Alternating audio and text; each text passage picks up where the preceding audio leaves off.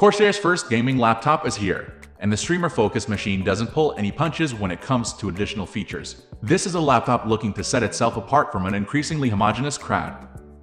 And it's an unfortunate fact that the first to step out in a new direction rarely makes the journey unscathed. There's a lot to love about this machine, from the unique Stream Deck panel to the gorgeously tactile mechanical keyboard.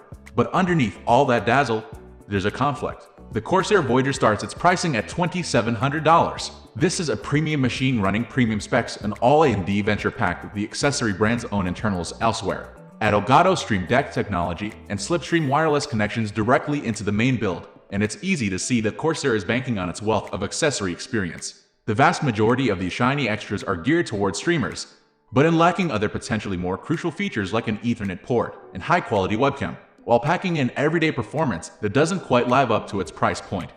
The Voyager doesn't really know what it wants to be. This is still that first step, though. There's plenty to love here. With a luxury experience marking an excellent initial reconnaissance, we took the Corsair Voyager out for a spin to see exactly where it falls among the best gaming laptops on the market. The Corsair Voyager initiates its departure from the mainstream world in its chassis design. This is a tall machine with a 16:10 aspect ratio and larger bezels running along the bottom of the display panel.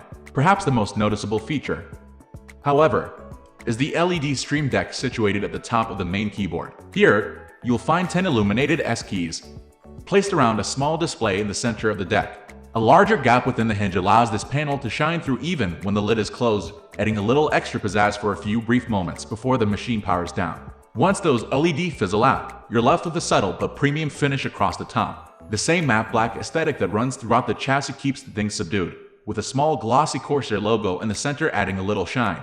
While many machines vie for a MacBook-esque appearance these days, the Corsair Voyager maintains a few nods to more of a traditional gaming aesthetic. Two angled corners towards the back of the device offer a sharp design that separates the design from that of Razer laptops, while still keeping things muted.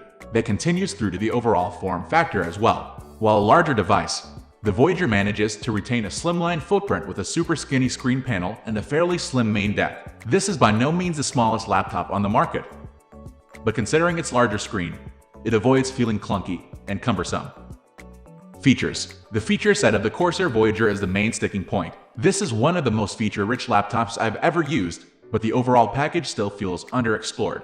Of course, that's no reason to dismiss the fact that these features are here after all. You won't find a Stream Deck panel or this much customization on another machine. For the price, though, it's worth noting that there's likely still plenty of work to be done. Kicking things off with the big one, I'll start off by saying the Stream Deck macro pad is a revelation. It's an excellent addition to an already slick-feeling machine, allowing for a massive amount of plugins, streaming commands, and complex macros right at your fingertips. This is a must-see for streamers, but it's not quite a complete package. The S keys are indicated by small icons displaying a simple number and can't be reconfigured to match the programs or macros you've assigned in the associated software. Performance. On the face of it, you're not getting the kind of performance from the Corsair Voyager that you would expect from this price point. I struggled to even hit 30fps in Total War 3 Kingdoms when pushing everything to the max, and even high settings struggled to maintain 60fps in native QHD plus resolution. I did get closer to that magic number in Metro Exodus, and far exceeded it when giving Shadow of the Tomb Raider plenty of room to breathe. But the fact remains there are much cheaper machines out there offering better performance. However, these in-game benchmarks were generally rendering at 16:10 aspect ratio when tested in QHD plus resolution, which can limit your numbers. Forcing a standard 16:9 ratio did improve specs considerably, but if you're investing this much, you don't want anything to act as a caveat to your performance.